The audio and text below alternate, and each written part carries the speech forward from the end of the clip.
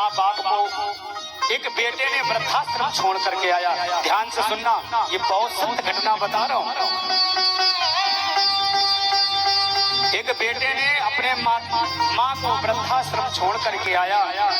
बहुत समय हो गया। कुछ दिनों में बेटा जाया करता था मिलने के लिए, माँ से पूछने के लिए। एक दिन ऐसा समय आया कि वह माँ बहुत बीमार पड़ गई, अंतिम सांसें गिन रही थी और कहा गया कि आप माँ किससे मिलना चाहती हो? तो रोते रोते कहा, मैं अपने बेटे से मिलना चाहती हूँ। वो प्रेम, जबकि बहुत पहले माँ को छोड़ दिया, लेकिन माँ का प्रेम कभी कम नहीं होता।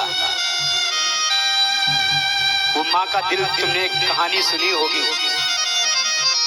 सब कुछ करती है, प्रेम जाल में फंस जाता है। वह कहती है कि हम तुमसे तभी प्रेम करेंगे, हम तुमसे तभी स्नेह करेंगे जब तुम माँ का दिल ला करके हमें दोगे। उसने तो देखा था, केवल अजमाया था। और इस सच ने जाकर के माँ खड़ी है, 12 बज गए। माँ कहती, बेटा तूने भोजन किया इतनी रात, ले तू भोजन कर ले, तू खाना खा ले।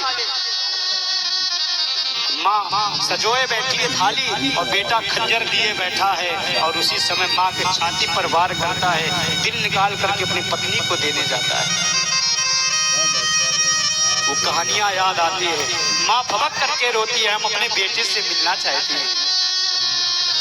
बेटा गया, माँ को गोद में सर रख करके बैठ गया और सर रख करके बोला, माँ बताओ क्या कर सकता हूँ?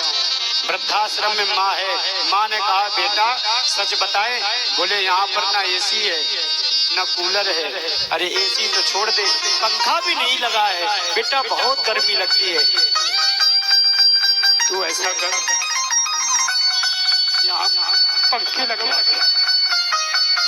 कष्ट हो। जब इतना कहा तो उस बेटे ने कहा, माँ इतना समय हो गया, तुझे मरने वाली है, आज तू कह रही है पंखा? अरे मैं सब कुछ लगवा देता, तू कहती तो सही। उस माँ ने बहुत अच्छा जवाब दिया, कहा, सुन बेटा, मैंने जैसे तैसे पंखे में नाप नहीं पंखा था उसमें, तो मैंने जीवन यापन कर लिया।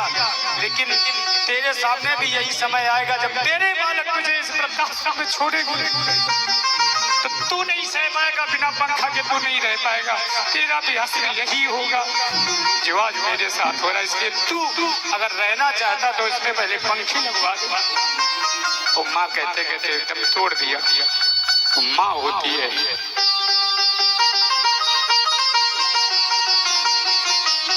ऐसे बेटे को मर जाना चाहिए।